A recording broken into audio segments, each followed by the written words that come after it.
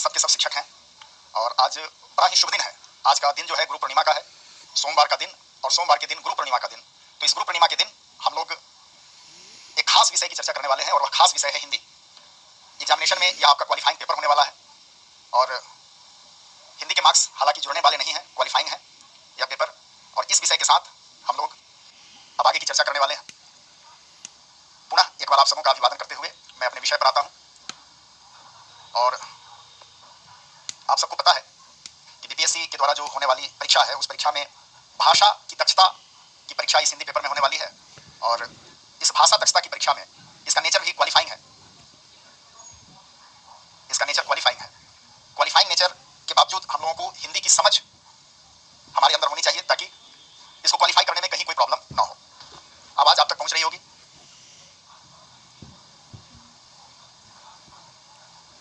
Mic तो ठीक है, ठीक है, ठीक है। सिलेबस पर ही मैं चर्चा कर रहा हूं। तो यह हिंदी जो है, इस हिंदी का पाठ्यक्रम क्या होना चाहिए, गौर करिएगा। यह हिंदी जो है, इसका पाठ्यक्रम क्या होना चाहिए, क्या है पाठ्यक्रम, इसको सबसे पहले हम देख लें। आप गौर करिएगा कि इसका जो पाठ्यक्रम है, इस पाठ्यक्रम में कौन कौन से बिंदु आएंगे। इसमें सबसे पहला बिंदु आएगा हिंदी भाषा की उत्पत्ति। हिंदी भाषा की उत्पत्ति से संबंधित कुछ प्रश्न हैं जो विभिन्न परीक्षाओं में पूछे जाते हैं और संभावना है कि बीपीएससी द्वारा आयोजित परीक्षा में भी इस बिंदु से रिलेटेड क्वेश्चन पूछे जाएंगे। आप जिस हिंदी भाषा को जानते हैं, उस हिंदी भाषा की उत्पत्ति कैसे हुई, उत्पत्ति की क्या कहानियां हैं। दूसरा, हिंदी भाषा की उत्पत्ति, यह एक अलग विषय हो गया। और तब आपको हिंदी भाषा का जो व्याकरण है, इसका जो व्याकरणिक पक्ष है, और उस व्याकरण के पक्ष में वो सारी चीजें आएंगी। व्याकरण में जैसा कि हम लोगों ने पढ़ा होगा, व्याकरण में कौन कौन पक्ष आएगा। व्याकरण में हम हिंदी के वर्णों के बारे में जानेंगे, हिंदी के शब्द के बारे में जानेंगे, हिंदी के वाक्य संरचना के बारे में जानेंगे। मूल रूप से मोटे तौर पर विषय यही है, ठीक है। वर्ण, शब्द और वाक्य, यह तीन संरचना जो व्याकरणिक है हिंदी की, अगर हम इसको समझ लेते हैं तो फिर हिंदी में क्वालिफाई करना क्या, हिंदी में बहुत बढ़िया किया जा सकता है, ठीक है। अब आइए, सबसे पहले तो हम यह समझे भाषा। भाषा क्या है। क्योंकि हम हिंदी भाषा पर चर्चा कर रहे हैं तो सबसे पहले हमें भाषा के बारे में जानना जरूरी होगा। भाषा से आप क्या समझते हैं, भाषा क्या है। एक दूसरा चीज है बोली। भाषा क्या है, बोली क्या है। भाषा और बोली में मुख्य अंतर क्या है। भाषा और बोली का जो अंतर है, यह अंतर बिल्कुल उसी तरीके का है और यह अंतर आपके लिए समझना बहुत जरूरी है। प्रायः भाषा और बोली में हम अंतर नहीं समझते और इसी कारण से चीजों की जो समझ है वह विकसित नहीं हो पाती। और आप सब गुरुजी लोग हैं, इसलिए आपसे गंभीरता की अपेक्षा है। क्योंकि कभी कभी होता यह है कि हम जिन चीजों को बहुत लाइटली लेते हैं, बहुत हल्का में लेते हैं, वही चीज हमारी असफलता का सबसे बड़ा कारण हो जाता है। तो चीजों को गंभीरता में लीजिए और जब चीजों को आप गंभीरता में लेंगे तो चीजों का महत्व समझ में आएगा। भाषा और बोली में जो मुख्य अंतर होता है वह यह दोनों में एक समानता है। दोनों में समानता क्या है, इस दोनों में समानता यह है कि यह दोनों अभिव्यक्ति का माध्यम है। हम अपने विचारों को जिस तरीके से अभिव्यक्त करते हैं वह तरीका क्या होता है, वह तरीका या तो भाषा है या फिर बोली है, ठीक है। भाषा और बोली यह दोनों अभिव्यक्ति का माध्यम है। और जब यह दोनों अभिव्यक्ति का माध्यम है तो फिर एक को भाषा कहा गया और दूसरे को बोली कहा गया। ऐसा क्यों, इसका रीजन है। इसका रीजन क्या है, विचारों, भावों और आवश्यकता की अभिव्यक्ति भाषा कहलाती है। बहुत अच्छा मनंजय। भाषा और बोली दोनों अभिव्यक्ति का माध्यम है। दोनों में हम अपने विचारों को, भावों को, जरूरतों को अभिव्यक्त करते हैं, एक्सप्रेस करते हैं। लेकिन एक का नाम भाषा और दूसरे का नाम बोली क्यों है। इसका एक कारण है कि बोली जो होता है वह व्याकरणिक बंधनों से मुक्त होता है। बोली क्या होता है, इसमें व्याकरण का कोई बंधन नहीं होता है। बोली व्याकरणिक बंधनों से मुक्त होता है। और भाषा क्या है, भाषा जो है वह व्याकरण द्वारा अनुशासित होता है। यानी भाषा के लिए जरूरी क्या है, भाषा के लिए जरूरी है व्याकरण, लेकिन बोली के लिए व्याकरण की कोई जरूरत नहीं होती, ठीक है। ये दो अंतर, और दोनों अभिव्यक्ति का माध्यम ही है। तो आप गौर करिएगा। अब हम एक अंतर देखते हैं, एक तरफ है भाषा और दूसरी तरफ है बोली। एक तरफ भाषा और दूसरी तरफ बोली, इस दोनों में जो मुख्य अंतर है वह अंतर क्या क्या है, इसको देखिए। सबसे पहला, भाषा जो है इसके लिए व्याकरण जरूरी होता है। भाषा के लिए व्याकरण जरूरी है, जबकि बोली के लिए यह जरूरी नहीं है। भाषा का क्षेत्र जो है वह विस्तृत होता है। भाषा का क्षेत्र क्या होता है, विस्तृत होता है, जबकि बोली का क्षेत्र सीमित होता है, ठीक है। भाषा में साहित्य सृजन होता है। भाषा में क्या होगा, साहित्य का सृजन होगा, जबकि बोली में साहित्य नहीं होते। बोली में क्या होता है, बोली में लोकाचार होता है। गौर से समझिए,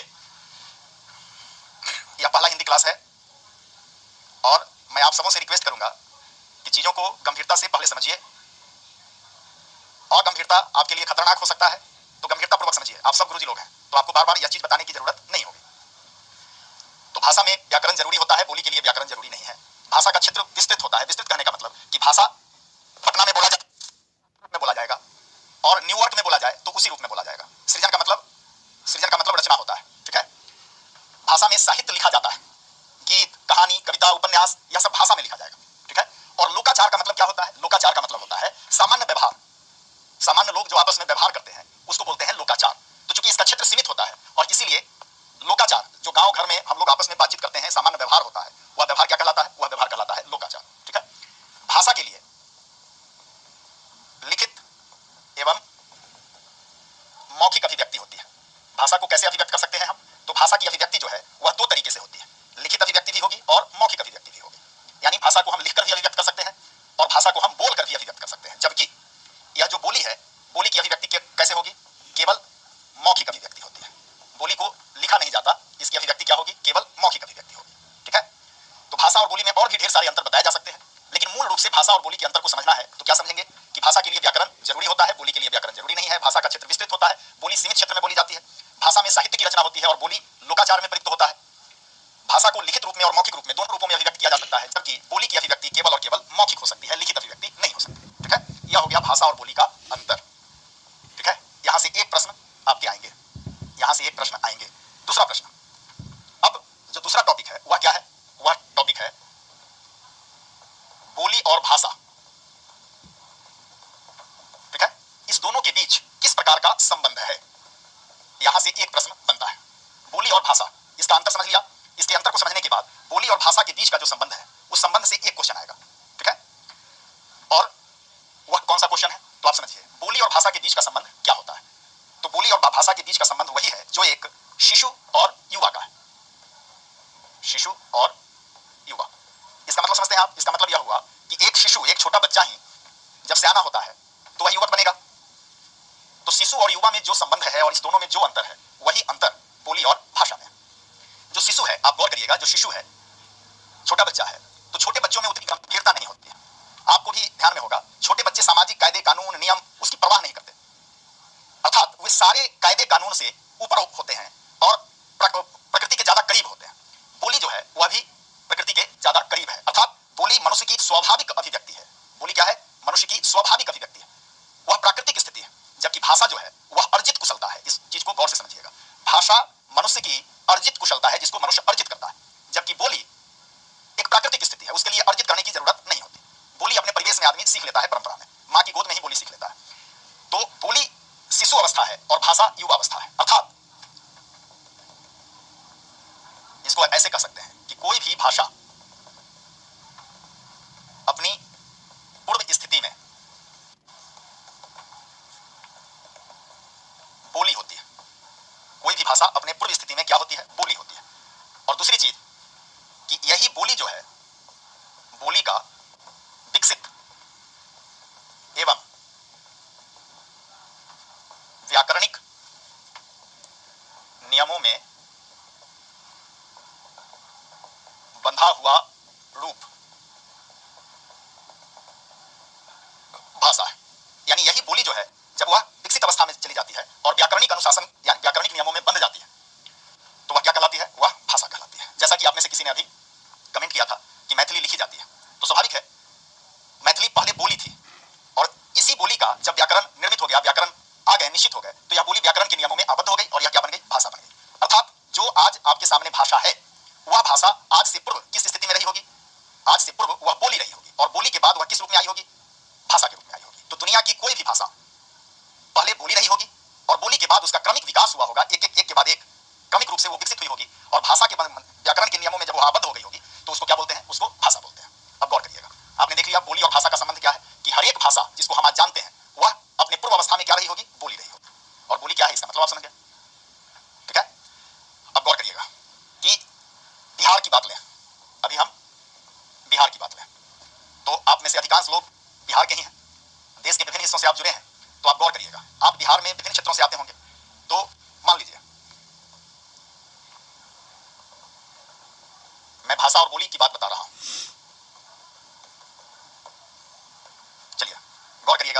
पढ़ाई शुरू करिए आप लोग। और सुधांशु आप थोड़ा स्लो हो जाइए, और प्लीज हमको सजेस्ट मत करिए कि हमको कितना फास्ट पढ़ाना चाहिए। आप अगर ज्यादा फास्ट है तो थोड़ा सा प्लीज स्लो हो जाइए। तो आइए, आप कहां जा रहे हैं, यह एक भाषा है। और यह कैसी भाषा है, यह कौन सी भाषा है? यह भाषा है हिंदी। इसको बोलते हैं हिंदी। अब इस हिंदी को अगर यह प्रश्न पूछना हो कि आप कहां जा रहे हैं, और इसको अगर हमको लिखना हो, तो यह पटना में भी ऐसा ही लिखा जाएगा, हिंदी न्यूयॉर्क में भी ऐसा ही लिखा जाएगा, हिंदी इंडोनेशिया में भी ऐसा ही लिखा जाएगा। ठीक है। बिहार की बोलियों के बारे में थोड़ा सा हम बात कर लें। तो बिहार में कौन कौन बोलियां प्रचलित है उसको देखते हैं, गौर से देखिएगा। बिहार की सबसे प्रभावशाली, सबसे महत्वपूर्ण एक बोली है जिसको बोलते हैं मैथिली। तो आप जितने भी मिथिलांचल के जितने लोग हैं, आप लोग बताइए, आप अपनी मैथिली में, जो आपकी मातृभाषा है, आप अपनी मैथिली में इसको क्या बोलेंगे? अहाँ के कत जाछिए, यह क्या हो गया? अहाँ के कत जाछिए, यह मैथिली है, यह बोली है। ठीक है। उसी प्रकार मैथिली के बाद एक और बोली है अंगिका, जो भागलपुर मुंगेर में बोला जाता है। और भागलपुर मुंगेर वाले लोग थोड़ा बताइए, इसी बात को आप अपनी अंगिका में क्या एक्सप्रेस करेंगे? अहाँ के कत जाछिए, यह तो मैथिली हो गया। उसी प्रकार अंगिका में इसी का एक्सप्रेशन बदल जाएगा। उसी प्रकार हम आते हैं मगही, या जो पटना, गया, औरंगाबाद इन क्षेत्रों के जो लोग हैं, यह मगहा क्षेत्र के लोग हैं, मगही बोलते हैं। तो यह मगही वाले इसको कहां कैसे बोलेंगे, आप लोग खुद बोल करके देख लीजिए। उसी प्रकार आप आइए बज्जिका, जो वैशाली, मुजफ्फरपुर, सीतामढ़ी, शिवहर इस पट्टी के लोग हैं, वे लोग क्या बोलते हैं? वे लोग बोलते हैं बज्जिका। ठीक है। उसी प्रकार एक बड़ा पट्टी है भोजपुरी का। भोजपुरी कहने का मतलब सारण, सिवान, गोपालगंज और इधर आरा, बक्सर, कैमूर, भभुआ, ये सारे क्षेत्र के लोग क्या बोलते हैं? भोजपुरी बोलते हैं। तो हम देखते हैं कि बिहार में बोलियां कितनी हैं। बिहार में बोलियों की संख्या हो गई 5, मैथिली, अंगिका, मगही, बज्जिका और भोजपुरी। ठीक है। ये 5 बोलियां हैं, और ये सब के सब की सब बोली है। अब गौर करिएगा कि हमने अभी इसके पहले एक चीज देखा कि बोली और भाषा का संबंध क्या है। तो हमने यह देखा कि कोई भी भाषा अपनी पूर्व स्थिति में बोली होती है। ठीक है। उस समय तक जब तक उसके व्याकरणिक नियम निश्चित नहीं होते। तो गौर करिएगा कि अभी हम क्या देख रहे हैं, बिहार की ये बोलियां हैं मैथिली, अंगिका, मगही, बज्जिका और भोजपुरी। और आपको पता है कि इसमें सबसे समृद्ध भाषा कौन है, कौन बोली है? तो सबसे समृद्ध है मैथिली। और इसीलिए मैथिली अब क्या बन गई? मैथिली अब बन गई भाषा। क्यों? क्योंकि इसके व्याकरणिक नियम निश्चित हो गए, इसका व्याकरण निश्चित हो गया। ठीक है। तो मैथिली अब बोली से क्या बन गई? बोली से यह कन्वर्ट हो गई भाषा में। क्लियर? अब आइए उसी प्रकार अभी भोजपुरी, तो भोजपुरी में आप देख रहे हैं, भोजपुरी में सिनेमा बन रहे हैं, साहित्य लिखे जा रहे हैं, और भोजपुरी भी अब भाषा के दौर में है, भाषा बनने की ओर है। भोजपुरी के भी व्याकरण निश्चित हो चुके हैं, उसको केवल अभी तक भाषा का दर्जा सरकारी स्तर पर नहीं मिला है। ठीक है। अब आइए, तो आपने बोलियों का क्षेत्र देख लिया। इस प्रसंग में कहा जाता है कि एक कहावत अपने यहां कही जाती है कि कोस कोस पर पानी बदले। ठीक है। और 3 कोस पर पानी। गौर से समझिए इसको, यह कहावत अपने यहां कही जाती है। कहावत क्या कही जाती है? कहावत कही जाती है कि कोस कोस पर पानी बदले और 3 कोस पर पानी। तो यह भारत की विशिष्टता है। विशिष्टता यह है कि भारत इतना बड़ा देश है, और अगर हम बिहार की भी बात करें तो बिहार भी एक बड़ा प्रदेश है। यहां के बारे में कहा जाता है कि कोस कोस पर पानी बदल जाता है, यानी पानी की तासीर चेंज हो जाती है। ठीक है। और 3 कोस पर पानी, अरे 4 कोस की मान लीजिए, यह कहावत है, और कहावत भी बदलता रहता है। ठीक है। तो 3 कोस पर पानी, या पानी कहने का मतलब क्या हो गया? पानी कहने का मतलब हो गया बोली से। ठीक है। तो आप देखिएगा कि हर एक कुछ दूरी के बाद, 3 कोस कहने का मतलब निश्चित 3 कोस नहीं, 3 कोस कहने का मतलब कि कुछ ही डिस्टेंस पर, कुछ ही दूरी पर टोन भी बदल जाते हैं। जैसे आप देखिए, गौर करिएगा, जैसे आप देखिए कि मान लीजिए यह गंगा नदी है, और गंगा नदी के दक्षिण की तरफ यह पटना का जिला है, और गंगा नदी के उत्तर की तरफ यह वैशाली का जिला है। ठीक है। अब गौर करिएगा, इधर पटना और इधर वैशाली। तो वैशाली में यहाँ का टोन क्या है? आप कहाँ जा रहे हैं? ठीक है। तो अपने के कहाँ जाई थी, यह बज्जिका का टोन है। ठीक है। मगही का टोन साफ इसका उलट जाएगा। तो बोली और भाषा जो है, वह हर एक जो बोली है उसका टोन कुछ ही दूरी पर बदलता चला जाता है। ठीक है। अब गौर करिएगा, आपकी काफी डिमांड आ रही है तो मैं बता ही दूं। सबसे पहले हम देखते हैं मैथिली। ठीक है। और मैथिली का जो प्रभाव क्षेत्र है, वह मैथिली का प्रभाव क्षेत्र कहां है? मैथिली का प्रभाव क्षेत्र सीधे दरभंगा से आप शुरू करिए, दरभंगा से लेकर के और सीधे कहां तक चले जाइए? अंतिम छोर तक, किशनगंज तक। लेकिन गौर करिएगा कि यह गंगा के उत्तर में होना चाहिए। गंगा के दक्षिण में इसका पैरेलल क्या हो जाएगा? इसका पैरेलल अंगिका हो जाएगा। दूसरा अंगिका। तो अंगिका का क्षेत्र जो है वह भागलपुर, मुंगेर से लेकर के और इधर लखीसराय तक का क्षेत्र है। ठीक है। यह पूरा मैथिल का रीजन बहुत बड़ा है। अंगिका की पट्टी हो गई। मगही का क्षेत्र क्या हो गया? मगही का क्षेत्र हो गया पटना, गया, औरंगाबाद वगैरह वगैरह। उसी प्रकार बज्जिका का क्षेत्र क्या हो गया? बज्जिका का क्षेत्र हो गया वैशाली, मुजफ्फरपुर, सीतामढ़ी, शिवहर,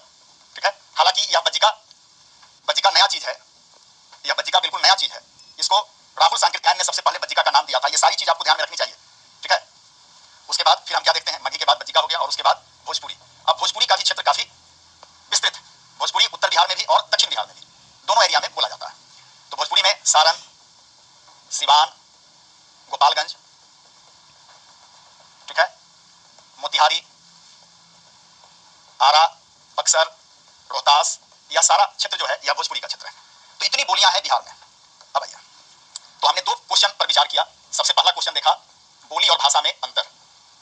बोली और भाषा में हमने सबसे पहला चीज क्या देखा, अंतर देखा। इस दोनों में हमने क्या देखा, संबंध देखा। अब इस दो बिंदु से रिलेटेड जो प्रश्न हो सकते हैं, मैं समझता हूं कि इसका उत्तर आप देने में समर्थ हैं। अब हम आगे देखेंगे कि बोली और भाषा के लिए जो जरूरी चीज होता है वह क्या होता है। एक तरफ बोली और दूसरी तरफ भाषा। बोली की जो अभिव्यक्ति होगी वह केवल और केवल मौखिक अभिव्यक्ति होगी। बोली की अभिव्यक्ति केवल और केवल मौखिक अभिव्यक्ति होगी, जबकि भाषा जो है वह दो रूपों में अभिव्यक्त होगा, मौखिक भी और लिखित भी, ठीक है। अब किसी भी भाषा को जब हम मौखिक रूप में अभिव्यक्त करते हैं तो उसके लिए किसी भी चिन्ह का इस्तेमाल जरूरी नहीं होता, ठीक है। तो मौखिक अभिव्यक्ति के लिए किसी चिन्ह की जरूरत नहीं होती। उसी प्रकार भाषा को भी जब हम बोल रहे हैं तो किसी चिन्ह की जरूरत नहीं होगी। लेकिन भाषा को जैसे ही हम लिखित अभिव्यक्ति देंगे तो इसके लिए क्या जरूरी होगा, इसके लिए जरूरी हो जाएगा लिपि का, ठीक है। तो अब हमको समझना पड़ेगा कि लिपि क्या है। लिपि जिसको हिंदी में हम बोलते हैं स्क्रिप्ट, इसका मतलब क्या है। लिपि जिसको अंग्रेजी में स्क्रिप्ट बोलते हैं, इसका मीनिंग क्या है, ठीक है। तो गौर करिएगा, लिपि का मतलब क्या होता है। सीधे सीधे प्रश्न है, लिपि का मतलब क्या होता है। लिपि का मतलब होता है भाषा की लिखित अभिव्यक्ति हेतु जो प्रयुक्त चिन्ह है वह क्या कहलाती है, वह लिपि कहलाती है, ठीक है। गौर करिएगा, लिपि किसको कहते हैं, एक पंक्ति में बहुत लंबा चौड़ा आपको नहीं जाना है। लिपि किसको कहते हैं, स्क्रिप्ट किसको कहते हैं। तो स्क्रिप्ट का मतलब होता है, स्क्रिप्ट एक प्रकार का चिन्ह है। स्क्रिप्ट क्या है, एक प्रकार का चिन्ह है। हम जो साउंड बोल रहे हैं, साउंड का जो एक्सप्रेशन हो रहा है, ठीक है, उस साउंड का, उसको हम क्या बोलते हैं, इसको चिन्ह ना लिख करके आप चाहे तो ध्वनि चिन्ह भी लिख सकते हैं, ठीक है। ध्वनि चिन्ह, साउंड मार्क, ध्वनि चिन्ह, इसको हम कह सकते हैं। लिपि क्या है, तो लिपि भाषा की लिखित अभिव्यक्ति हेतु प्रयुक्त चिन्ह है। भाषा को जैसे ही जब हम बोलते हैं तब किसी प्रकार के चिन्ह की जरूरत नहीं होती, लेकिन जब हम उसको लिखते हैं तो एक चिन्ह की जरूरत होती है, और वह चिन्ह क्या कहलाता है, वही चिन्ह लिपि कहलाती है। अब गौर करिएगा,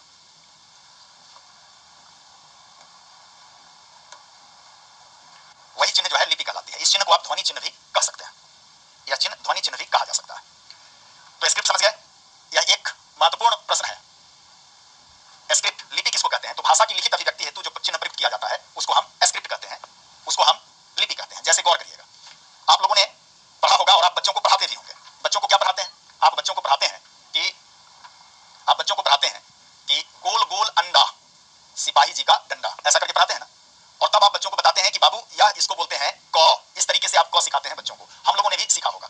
तो आप गौर करिएगा कि जैसे ही हम क बोलते हैं तो उसको कैसे लिखेंगे, उसको ऐसे लिखेंगे। तो क्या यह सही होगा, यह सही नहीं होगा। क के लिए जो क ध्वनि है, साउंड है, उस क ध्वनि के लिए जो प्रमाणिक चिन्ह है, और यह प्रमाणित किसने किया, यह प्रमाणित ग्रामर ने किया। तो जो प्रमाणित चिन्ह है वह प्रमाणिक क्या है, यह चिन्ह है। अब यह कोई भी लिखेगा तो इसको क्या पढ़ा जाएगा, इसको हिंदी में क ही पढ़ा जाएगा, ठीक है। अब मान लीजिए कि हम बोल रहे हैं कलम, हम बोल रहे हैं कलम, तो क्या ऐसा लिखा जा सकता है अपने मन से? ऐसा हम अपने मन से नहीं लिख सकते। क्यों? क्योंकि व्याकरण ने निश्चित कर दिया है कि नहीं, यह जो क साउंड है यह कैसा लिखा जाएगा, ऐसा ही लिखा जाएगा। तो ध्यान दीजिएगा कि किसी भी, वही बात मैं यहाँ, कि भाषा की जो लिखित अभिव्यक्ति होती है और उसके लिए जो हम चिन्ह इस्तेमाल करते हैं, वही चिन्ह क्या कहलाती है, वही चिन्ह कहलाती है लिपि, ठीक है। चलिए अब गौर करिएगा, इस लिपि में हम सबसे पहले बात करेंगे कि आप जितनी भी भाषा जानते हैं, आपकी जितने भी भाषा के बारे में जानते हैं आप, गौर करिएगा उसमें अभी हम लोग बात कर रहे हैं हिंदी की। अब हिंदी की लिपि क्या है, हिंदी की अगर हम मौखिक अभिव्यक्ति करते हैं तो इसके लिए लिपि की जरूरत नहीं है। लेकिन हिंदी को जैसे ही हम लिखित अभिव्यक्ति देंगे, इसके लिए कौन सी लिपि है, इसके लिए जो लिपि इस्तेमाल की जाती है वह लिपि है देवनागरी, ठीक है। तो यह हिंदी की लिपि है।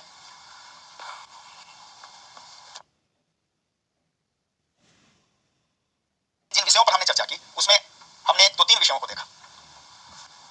सबसे पहला विषय था भाषा और बोली, इसका अंतर हमने देखा, इसका संबंध हमने देखा, और इसकी अभिव्यक्ति हमने देखी, और इस अभिव्यक्ति के अंतर्गत ही हमने एक और नया चीज देखा, लिपि, ठीक है। तो यहां तक हम लोगों की आज चर्चा हुई है। इस यानी हिंदी भाषा में आप दक्ष हैं कि नहीं, यह चेक करना है, यह देखना है। भाषा की दक्षता आपकी है कि नहीं, यह देखना है। भाषा दक्षता की परीक्षा में भाषा के मूल स्वरूप की समझ की अपेक्षा होती है। अर्थात आप अगर हिंदी की बात कर रहे हैं, हिंदी आपकी भाषा है, तो हिंदी की समझ आपको है कि नहीं, केवल इस चीज की परीक्षा होनी है। अब हिंदी की समझ का मतलब क्या होता है, तो इसको हम देखेंगे। इसके पाठ्यक्रम में जो सामान्य हिंदी की परीक्षाएं जहां कहीं भी होती है, जिस कमीशन से होता है, जिस आयोग से, जिस बोर्ड में पूछने की प्रवृत्ति होती है, उसका जो नेचर होता है, वह नेचर क्या होता है। इसमें सबसे पहले देखिए, अगर हम हिंदी की बात करते हैं तो यह सामान्य हिंदी का पेपर होने वाला है। इस हिंदी में सबसे पहले आपको समझना पड़ेगा कि एक भाषा के रूप में हिंदी, इसकी क्या समझ है आपके अंदर। भाषा के रूप में हिंदी की जो समझ है, वह सबसे पहली आवश्यकता है आपको जानने की। भाषा के रूप में हिंदी के एग्जिस्टेंस को, उसके अस्तित्व को आपको समझना पड़ेगा, ठीक है। दूसरी बात, हिंदी भाषा की उत्पत्ति की क्या प्रक्रिया रही और इसका जो डेवलपमेंट हुआ, हिंदी भाषा की उत्पत्ति और विकास, इसके पूरे प्रोसेस को आपको समझना पड़ेगा। उसके बाद हिंदी जो हम पढ़ते हैं, व्यवहार में लाते हैं, तो उस व्यवहारिक हिंदी में एक हिंदी होता है जो सामान्य व्यवहार में हम इस्तेमाल करते हैं, और दूसरा हिंदी जो होता है वह अनुप्रयुक्त होता है, अप्लाइड फॉर्म होता है उसका। अर्थात हिंदी जब हम भाषा के रूप में देखते हैं तो इसी भाषा के रूप में हमको कई चीजें देख लेनी होगी, जैसे मातृभाषा के रूप में हिंदी, राष्ट्रभाषा के रूप में हिंदी और राजभाषा के रूप में हिंदी। और आपसे अपेक्षा यह की जाती है कि आप इस भाषाई द्वैत को समझ सकें, जैसे राजभाषा क्या होता है, राष्ट्रभाषा क्या होता है, मातृभाषा क्या होती है, और इस रूप में हिंदी के अस्तित्व का स्वरूप क्या है, किस तरीके से हिंदी अपने अस्तित्व में है। और विकास देखना है, इसमें आपको देखना पड़ेगा, जब आप हिंदी की उत्पत्ति और विकास देखेंगे तो उस पूरी प्रक्रिया को समझना पड़ेगा कि हिंदी आज जिस रूप में है वह इस रूप में आने की उसकी पूरी प्रक्रिया क्या हुई, ठीक है। इसके बाद आपको इसी क्रम में हिंदी की उत्पत्ति और विकास देखेंगे तो इसमें एक चीज और समझना पड़ेगा, और वह चीज है कि हिंदी जो है वह कई उपबोलियों और उपभाषाओं का संहार है, ठीक है। वह कई उपबोलियों और उपभाषाओं का संहार है, अर्थात इसकी उपभाषाएं कौन कौन है और इसकी उपबोलियां, इसकी प्रमुख बोलियां कौन कौन है। क्योंकि अब यही हमको समझ लेना होगा कि भाषा और बोली का अंतर संबंध क्या है। मैं जितने भी टॉपिक्स को डिस्कस कर रहा हूं, बता रहा हूं, वो सारे टॉपिक्स परीक्षा में इन सारे टॉपिक से प्रश्न पूछे जाते हैं। यही प्रवृत्ति है सामान्य हिंदी के पेपर की। तो इस हिंदी में सबसे पहले भाषा के रूप में हिंदी, उसमें मातृभाषा, राष्ट्रभाषा, राजभाषा, इसको जानेंगे हम। हिंदी की उत्पत्ति और विकास के क्रम में इसके उदय की पूरी प्रक्रिया जानेंगे। हिंदी आज जो है वह कितनी पुरानी भाषा है, या किन भाषाओं के साथ हिंदी का उदय होता है, उर्दू के साथ हिंदी का क्या संबंध है, फारसी के साथ हिंदी का क्या संबंध है। उसके बाद किन किन उपभाषाओं का संयोग है हिंदी, और हिंदी क्षेत्र में कितनी बोलियां हैं। और इसी के साथ जो तीसरी चीज हमको जान लेनी है वह है हिंदी का जो भाषाई क्षेत्र है, यानी हिंदी किन किन क्षेत्रों में बोली जाती है, हिंदी कहाँ की भाषा है, ठीक है। यह एक सेगमेंट हुआ हिंदी के पेपर में, जहां से प्रश्न आते हैं, वहां से जो प्रश्न उठाए जाते हैं उसका एक सेगमेंट है। अब हिंदी भाषा के इस पूरे पृष्ठभूमि के बाद तब हिंदी भाषा का दूसरा सेगमेंट शुरू होता है, जो आपके पाठ्यक्रम का दूसरा पहलू है, ठीक है। और यह पाठ्यक्रम का जो दूसरा पहलू है वह पहलू क्या है, और बिल्कुल यह रिकॉर्डेड क्लास नहीं है, यह रिकॉर्डेड क्लास नहीं है अंशु, आपके कमेंट्स आ रहे हैं, लेकिन हमारे पास समय चूंकि सीमित है और इसलिए सीमित समय में मैं सारी, दूसरा जो सेगमेंट है वह है व्याकरणिक संरचना, भाषा की व्याकरणिक संरचना। तो आप गौर करिएगा, आपने ग्रामर पढ़ा है, आप पढ़ाते भी हैं बच्चों को। व्याकरणिक संरचना में सबसे पहले हम क्या पढ़ते हैं, तो आपने पढ़ा होगा व्याकरण को। व्याकरणिक संरचना में वो सारे पक्ष आ जाएंगे, ठीक है। जैसे इसमें सबसे पहला जो बिंदु है वह बिंदु है वर्ण व्यवस्था का, हिंदी भाषा की वर्ण व्यवस्था। इस वर्ण व्यवस्था में आपको समझ लेना होगा कि हिंदी भाषा में वर्णों के कितने प्रकार हैं और वर्णों का उच्चारण स्थान क्या होता है। मैं वही बता रहा हूं, आप सब जो पूछ रहे हैं मैं बिल्कुल उसी चीज को बता रहा हूं। इस वर्ण व्यवस्था के अंतर्गत जैसे आपसे एक प्रश्न पूछ दिया जाएगा, वह प्रश्न क्या है, प्रश्न है कि मान लीजिए आपसे पूछ दिया गया कि प ध्वनि का उच्चारण स्थान क्या है, बताइए। चलिए एक नंबर का सीधा सीधा क्वेश्चन कि आप जो प बोलते हैं वह उसका उच्चारण स्थान क्या है, कंठ है, तालब्य है, मूर्धन्य है, दंत है या ओष्ठ है, ठीक है। कंठ, तालब्य, मूर्धन्य, दंत या कि ओष्ठ, प्रश्न ऐसे ही पूछता है। तो आपको सीधा सीधा इस वर्ण व्यवस्था में क्या पढ़ना है, इस वर्ण व्यवस्था में सीधे सीधे पूछा जाता है वर्णों के प्रकार, ठीक है, और वर्णों का उच्चारण स्थान। ये दो सेगमेंट हम लोगों को कहां फोकस करना है, वर्ण व्यवस्था में। क्योंकि वर्ण व्यवस्था से पूछे जाने वाले जो अधिकांश प्रश्न है वो यहीं से आते हैं, ठीक है। तो पहला सेगमेंट व्याकरणिक संरचना में हम लोग क्या पढ़ने वाले हैं, हम लोग पढ़ने वाले हैं वर्ण व्यवस्था, ठीक है। व्याकरणिक संरचना में इसके बाद वर्णों का प्रकार देखेंगे और वर्णों का उच्चारण स्थान देखेंगे। यह एक सेगमेंट है और बहुत महत्वपूर्ण सेगमेंट है, ध्यान रखिएगा। बहुत कम चीजें इसमें जाननी है, बस कुछ चीजों को फोकस करना है, ध्यान रखना है और इसका उत्तर बिल्कुल सही होगा। दूसरा चीज, अब दूसरा सेगमेंट इसमें क्या पढ़ना है हमको, दूसरा सेगमेंट जो है वह है शब्द संरचना, शब्द व्यवस्था, या इसको शब्द विचार कहिए। व्यवस्था या विचार व्याकरणिक भाषा में यही कहा जाता है, शब्द व्यवस्था या शब्द विचार, ठीक है। और इस शब्द में हम लोग क्या देखेंगे, इस शब्द में भी हम लोग देखेंगे, सबसे पहले इसको देखेंगे शब्द के प्रकार। तो शब्द कई प्रकार के बताए जाते हैं ग्रामर में, उत्पत्ति के आधार पर, संरचना के मतलब बनावट के आधार पर, उत्पत्ति के आधार पर, आधार है, तो शब्दों के विभिन्न प्रकारों को जो विभिन्न आधारों पर निर्धारित किए जाते हैं। जैसे मान लीजिए एक प्रकार है देशज, एक है विदेशज, तत्सम, तद्भव, ठीक है। ये सारे प्रकार युग, यौगिक, योग रूढ़, ये सारे प्रकार हमको कहां पढ़ने हैं? ये सारे प्रकार हमको पढ़ने हैं शब्द व्यवस्था के अंतर्गत। और इस शब्द व्यवस्था के अंतर्गत ही विभिन्न प्रकारों के जो अलग अलग उप प्रकार हैं उससे रिलेटेड प्रश्न पूछने की प्रवृत्ति होती है, ठीक है। तो शब्दों का प्रकार, शब्दों का वर्गीकरण, ठीक है, ये सब शब्द विचार के अंतर्गत हम लोग पढ़ने वाले हैं, ठीक है। उसके बाद इसी शब्द में हम आगे क्या देखेंगे? इसी शब्द में हम आगे पढ़ने वाले हैं पद व्यवस्था या पद विचार, ठीक है। और इस पदों में भी, पद व्यवस्था में भी हम देखने वाले हैं पद के प्रकार और पदों का वर्गीकरण, ठीक है।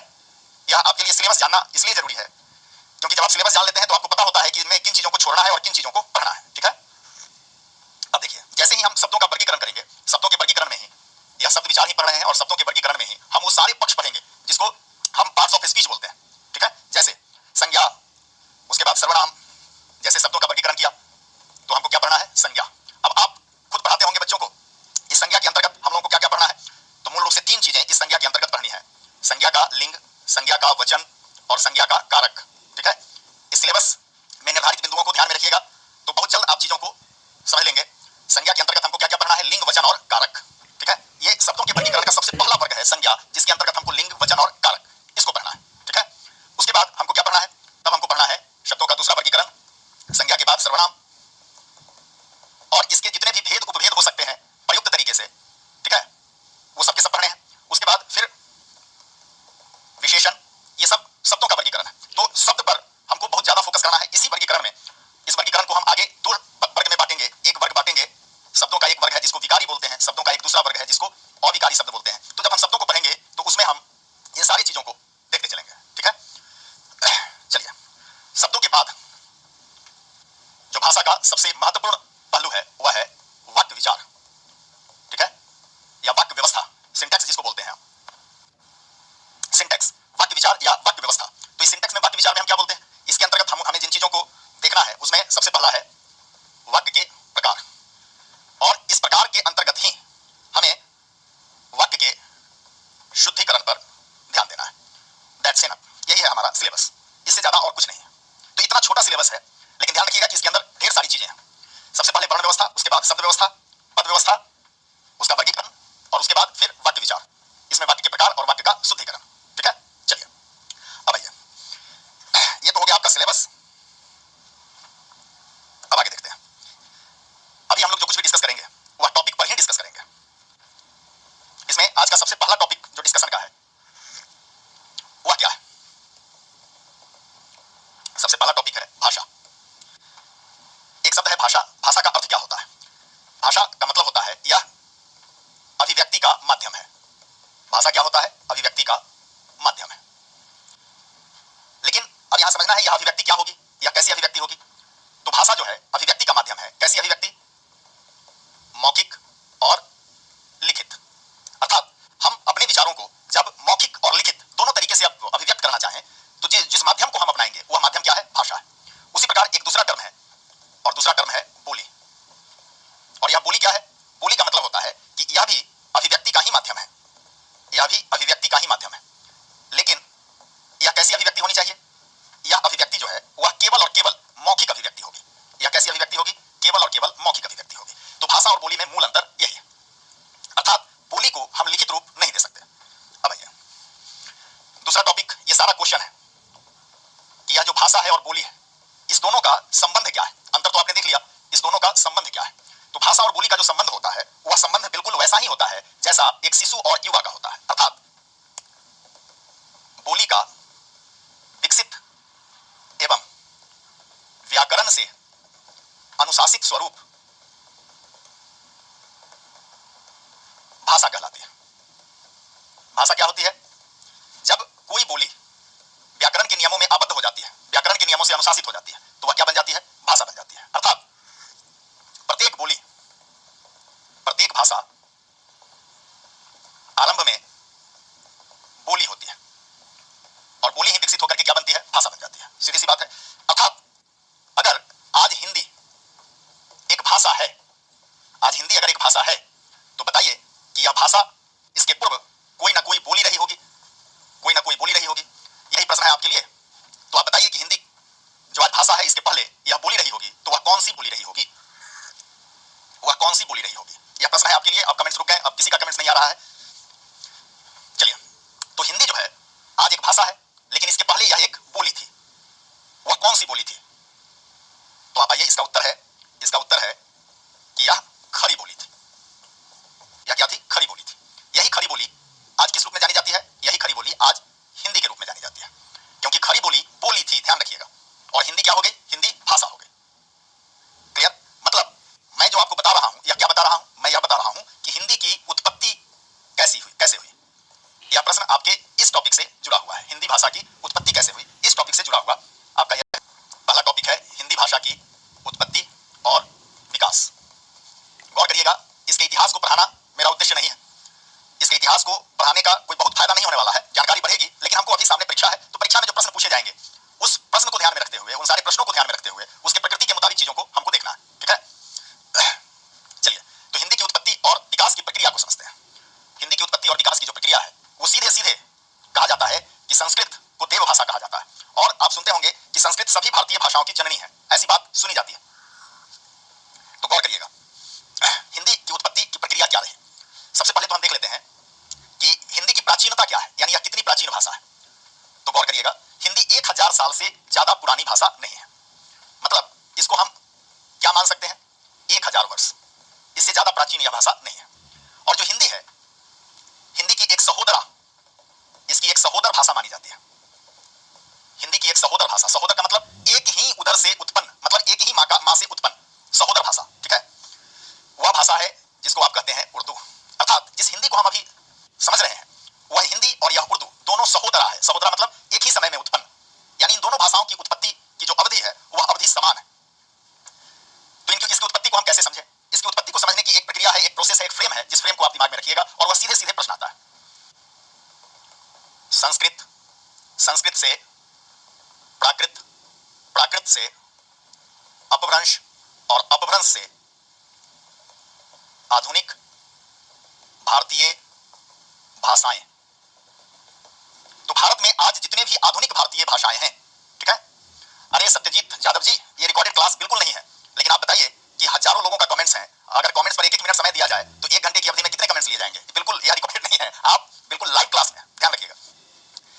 तो आप देखिए, संस्कृत, प्राकृत, अपभ्रंश और आधुनिक भारतीय भाषाएं, इसमें थोड़ा सा गौर फरमाइएगा। आधुनिक भारतीय भाषाएं, इसको बोलते हैं मॉडर्न इंडियन लैंग्वेजेस। आपने यह शब्द हजारों बार बोला होगा, MIL, हजारों बार बोला होगा, लेकिन MIL का मतलब क्या हुआ? MIL का मतलब हुआ मॉडर्न इंडियन लैंग्वेजेस, मतलब आधुनिक भारतीय भाषाएं। तो जितनी भी भारत में आधुनिक भाषाएं हैं भारत की, इन्हीं आधुनिक भारतीय भाषाओं में एक भाषा जो है वह हिंदी है। इसी MIL में आधुनिक भारतीय भाषाओं में एक भाषा क्या है? हिंदी है। ठीक है?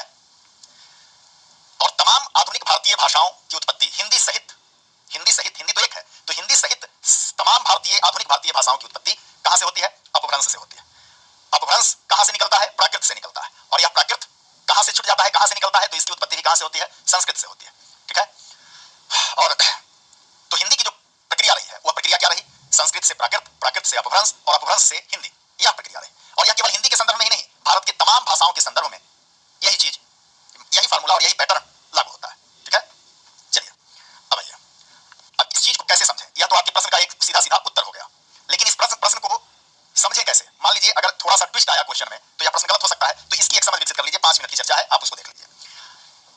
यह संस्कृत है, और संस्कृत की जो उत्पत्ति हुई, संस्कृत की उस उत्पत्ति यह किस शब्द से बना है? संस्कार से। कौन शब्द बना है? संस्कार से संस्कृत बना है। और संस्कार का अर्थ क्या होता है? संस्कार का अर्थ होता है सुधार, सुधार करना, साफ सुथरा करना, सुधारना, सहेजना, परिष्कृत करना, यह है संस्कार।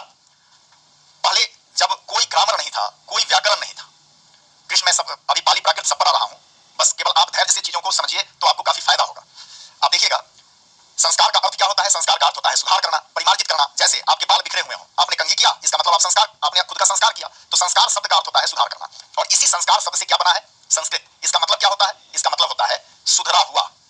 संस्कृत का मतलब क्या होता है? सुधरा हुआ। संस्कृत का मतलब क्या होता है? अनुशासित। ठीक है? संस्कृत का यह मतलब हुआ। आपको पता है, आपने एक नाम सुना होगा एक ग्रंथ का, और वह ग्रंथ है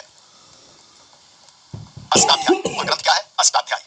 अष्टाध्यायी यह दुनिया का यह पहला व्याकरण है, दुनिया का सबसे पहला व्याकरण है जिसमें भाषा संबंधित नियम लिखे। ठीक है?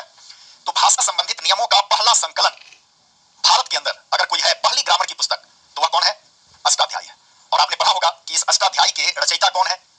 अष्टाध्यायी के रचयिता है पाणिनि, ठीक है।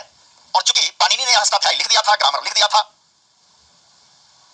तो पाणिनि के द्वारा लिखी गई जो व्यवस्था थी, यानी जो ग्रामर के रूल्स थे, नियम थे, व्याकरण थे, उसमें यहाँ के आम बोलचाल की जो भाषा थी वह ग्रामेटिकल फॉर्म में ढलने लगी। और जैसे ही वह ग्रामेटिकल फॉर्म में ढली, वह भाषा क्या कहलाई? वह भाषा कहलाई संस्कृत, ठीक है। अब आप गौर करिएगा कि बोलचाल की बोली अलग होती है और पढ़ाई लिखाई की भाषा अलग होती है, ऑफिशियल कामकाज की भाषा अलग होती है, ठीक है। अब यह संस्कृत क्या हो गई? संस्कृत चूंकि व्याकरण के नियमों में आबद्ध हो गई, तो संस्कृत हो गई भाषा। संस्कृत क्या हो गई? भाषा। ग्रंथ में, अष्टाध्यायी के ग्रंथ में, क्लियर है? अब गौर करिए, नीरज बिल्कुल रिकॉर्डेड क्लास नहीं है।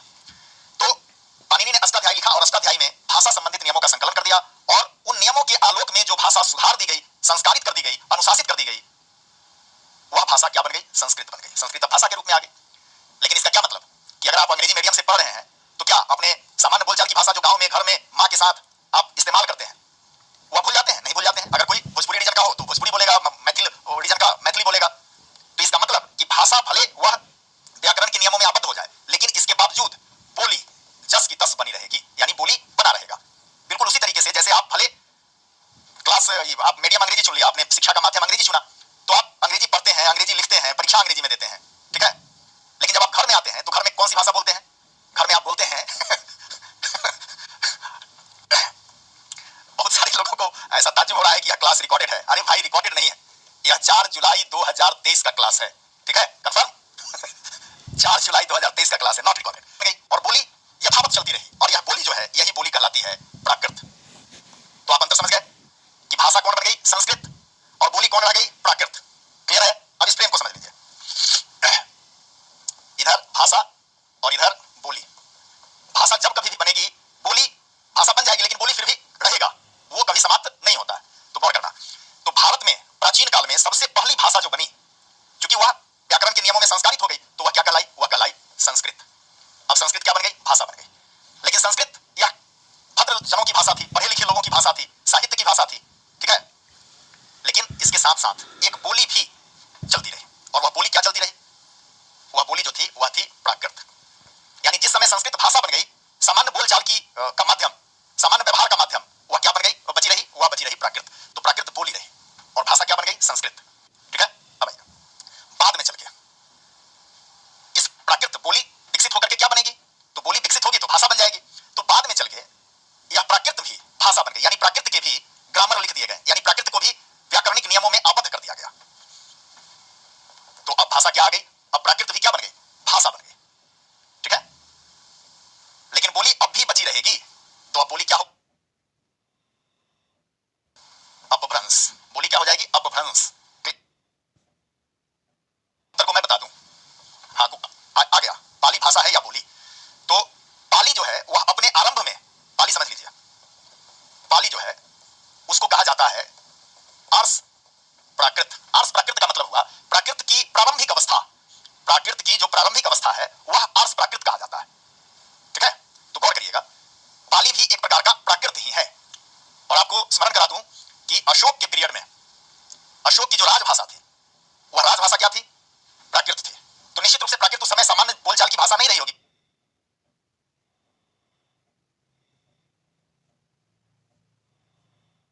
बोली नहीं रही होगी, वह क्या हो गई होगी? भाषा बन गई होगी, यानी वह भी व्याकरणिक नियमों में आबद्ध हो गई होगी। क्लियर? तो गौर करिएगा, यह पाली जो है जिसको आर्ष प्राकृत कहा जाता है, मतलब यह भी एक प्राकृत ही था, ठीक है। अब आइए, तो प्राकृत हो गया। प्राकृत जब भाषा बन जाती है तो बोली क्या बच जाएगी? अपभ्रंश। और अपभ्रंश का मतलब क्या होता है?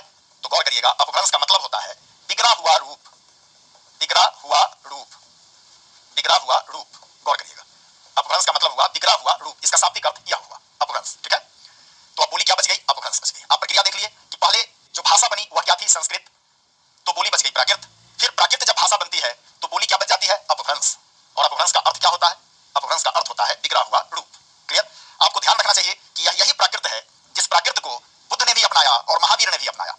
तो महावीर के जितने उपदेश हैं वह प्राकृत में, और बुद्ध के जितने उपदेश हैं वह प्राकृत की जो प्रारंभिक अवस्था है अर्थात पाली, उसमें, ठीक है। अब आइए, अब जैसे देखिए भाषा का रूप कैसे बदलता है। प्राकृत बोली भाषा बन गई तो बोली कौन बच गई? अपभ्रंश। अब गौर करना है, यह जो अपभ्रंश है इसका शाब्दिक अर्थ क्या होता है? इसका शाब्दिक अर्थ होता है बिगड़ा हुआ रूप, ठीक है। अब भारत इतना बड़ा क्षेत्र है, भारत का जो भौगोलिक विस्तार है वह बहुत ज्यादा है, और इतना विस्तृत क्षेत्र में निश्चित रूप से एक प्रकार की बोली नहीं होगी, क्योंकि आप जानते हैं कि कोस कोस पर पानी बदले और 3 कोस पर पानी, यह कहावत आज भी कही जाती है हम लोगों के यहाँ, कोस कोस पर पानी बदले 3 कोस पर पानी, यानी यह जो टोन है, बोली है, वह बदल जाती है। ठीक है, अब आइए, अब हम देखते हैं अपभ्रंश। यह जो अपभ्रंश है, भौगोलिक विस्तार के आधार पर, भारत का जो भौगोलिक विभाजन है उसके आधार पर अपभ्रंश कई प्रकार के हैं। ठीक है, संजीव, प्राकृत पहले बोली है और बाद में यह भाषा बन जाती है। अब अपभ्रंश देखते हैं, पहले एक टर्म और पूरा कर लें तो अपभ्रंश हो गई, बाद में चल के हम देखते हैं कि यह अपभ्रंश भी भाषा बन जाती है, यानी यह भी विकसित होगी तो क्या बनेगी, भाषा बनेगी। तो अपभ्रंश अब क्या बन जाती है, भाषा बन जाती है। ठीक है, और जब अपभ्रंश भाषा बनेगी तो फिर भी जो आम बोलचाल में प्रचलित बोलियां हैं वह बरकरार रहेंगी। तो यह प्रचलित बोलियां कौन कौन हो जाएंगी, यह प्रचलित बोलियां जो है वह अपभ्रंश के बाद कौन कौन बोली रहेगी, तो अपभ्रंश के बाद विभिन्न क्षेत्रों में बोली जाने वाली बोलियां रहेंगी। जैसे इसमें है, एक हो जाएगा खड़ी बोली, ठीक है, उसी प्रकार क्या हो जाएगा, अवधि, एक खड़ी बोली हो जाएगी, अवधि हो जाएगी, भोजपुरी हो जाएगी, मैथिली हो जाएगी। यह सारी क्या है, बोलियां हैं। ठीक है, ये सारी की सारी क्या है, बोलियां हैं। अब गौर करिएगा, और फिर जैसा कि बोली को भाषा बन जाना है, विकसित हो जाना है, जैसे इसके ग्रामर बन जाएंगे वैसे ये भाषा बन जाएगी। तो गौर करिएगा, अब ये सारी बोलियां जो है पुनः क्या बन जाती है, अब यह पुनः भाषा बन जाती है।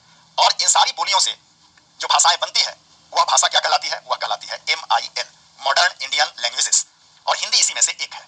तो आपने देख लिया कि एक भाषा के रूप में हिंदी की जो विकास यात्रा है वह विकास यात्रा कहां से शुरू होती है, हिंदी की जो विकास यात्रा है वह विकास यात्रा शुरू कहां से होती है, वह शुरू होती है संस्कृत से, संस्कृत के बाद वह प्राकृत, प्राकृत के बाद अपभ्रंश, और अपभ्रंश के बाद आधुनिक भारतीय भाषाएं। तो यह रहा हिंदी का विकास क्रम।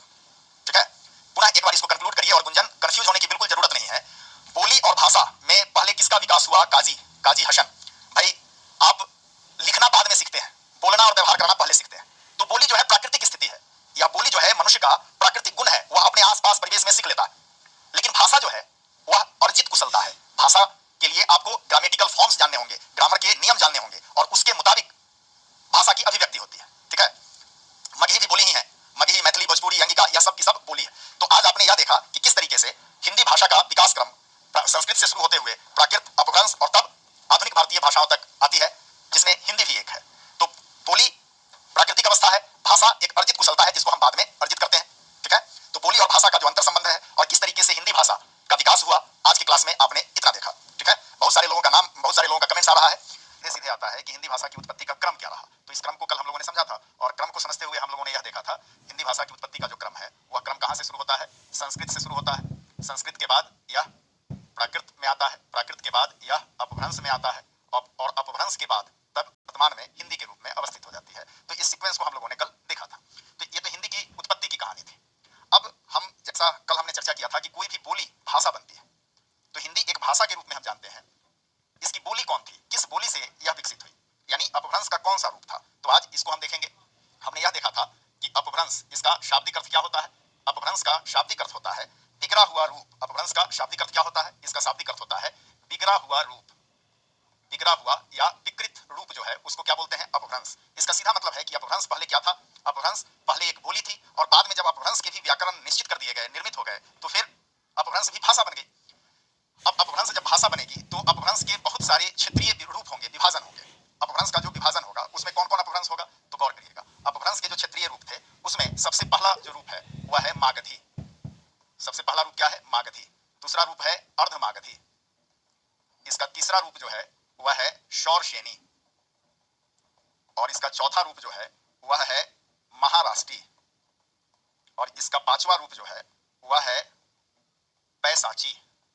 ठीक है, तो इस तरीके से अपभ्रंश के इतने सारे रूप हैं। अब अपभ्रंश के जो इतने सारे रूप है उसी में एक रूप है शौरसेनी। यह शौरसेनी जो रूप है, इस शौरसेनी का ही एक, जब शौरसेनी अपभ्रंश का एक रूप है, अब इसी शौरसेनी का, इसी की एक बोली थी जिसको कहा गया खड़ी बोली। यह खड़ी बोली प्रायः जो पश्चिमी उत्तर प्रदेश है वहां की एक स्थानीय बोली थी। खड़ी बोली पश्चिमी उत्तर प्रदेश की बोली थी, और यही खड़ी बोली बाद में चलकर जब इसका मानकीकरण हो जाता है, जब इसका मानकीकरण हो जाता है तो मानकीकरण के बाद यही खड़ी बोली आज किस भाषा के रूप में हमारे बीच है, यही खड़ी बोली हिंदी भाषा के रूप में है। ठीक है, चलिए पाली कहें। पाली भी जो है वह एक प्रकार का प्राकृत ही है, इसकी चर्चा हमने कल की थी।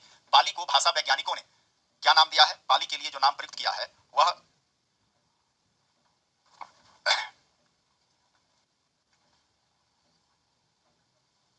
आवाज अब पहुंच रही होगी आप लोगों को। एक बार आवाज के बारे में कमेंट करके बताइए, आवाज अब ठीक ठाक पहुंच रही है आप लोगों की। पाली जो है, पाली एक प्रकार का प्राकृत ही है। भाषा विज्ञानियों ने इसे क्या कहा है, इसे कहा है आर्ष प्राकृत। तो यह क्रम हमने देख लिया। अब आगे देखते हैं कि खड़ी बोली जो बोली है, बोली का मतलब यह भाषा नहीं है, यह किस अपभ्रंश से निकला हुआ है, यह सौरसेनी अपभ्रंश से निकला हुआ है। मतलब सीधी सी बात है कि हिंदी का संबंध अगर अपभ्रंश से हम लेंगे तो किस अपभ्रंश से हिंदी का संबंध जुड़ेगा, हिंदी का संबंध सीधे सीधे सौरसेनी अपभ्रंश से जुड़ेगा। किस बोली से जुड़ेगा, तो खड़ी बोली से जुड़ेगा। तो ये तो आपने हिंदी भाषा के विकास का, हिंदी भाषा के विकास का एक क्रम देखा। अब आइए अब एक दूसरा पॉइंट अभी हम डिस्कस करेंगे। ध्यान रखिएगा कि जितने पॉइंट डिस्कस हो रहे हैं उतने उससे एक पॉइंट से एक से अधिक क्वेश्चंस बनने की संभावना होती है, तो आप उस पॉइंट को फोकस करेंगे, उसी से क्वेश्चंस आपके तैयार होंगे। तो आइए अब हम देखते हैं, आपने भाषा के बारे में तो बहुत कुछ सुन लिया, समझ लिया, आप जानते भी हैं। एक दूसरा टर्म है, वह टर्म क्या है, उपभाषा। ठीक है, उपभाषा। उपभाषा का मतलब क्या होता है, उपभाषा का मतलब यह हुआ कि बहुत सारी स्थानीय भाषाएं होती हैं जिनके संयोग से कोई एक भाषा बनती है। मतलब जो भाषा है, कोई भी भाषा हो, जो भाषा है वह वास्तव में उपभाषाओं का समाहार है।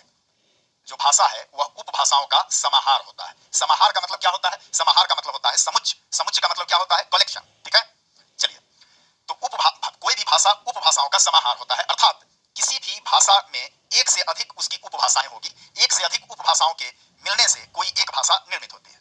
ठीक है, अब गौर करिएगा।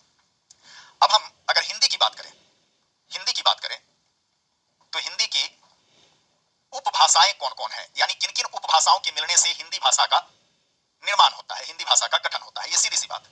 ठीक है, तो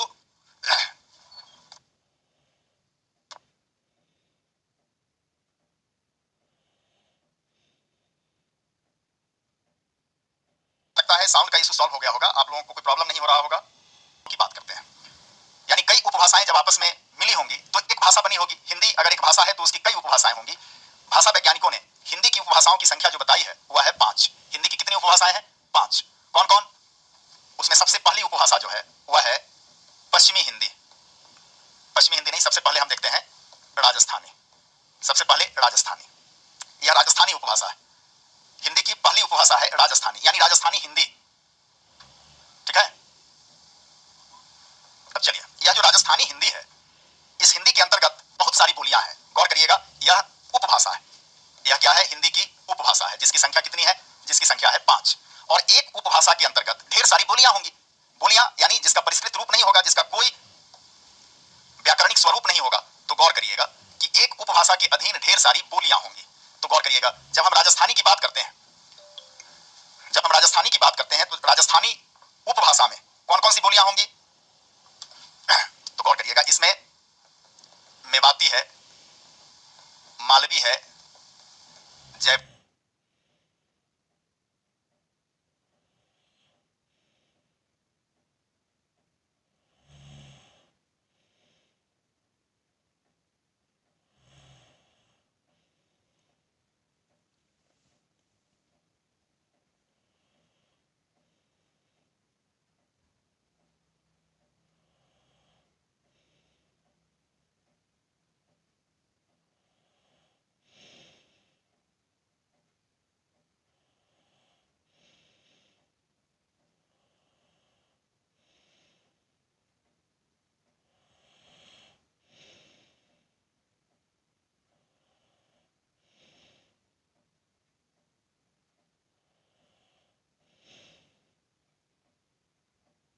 पूरी है, मारवाड़ी है, और भी कई स्थानीय बोलियां होंगी।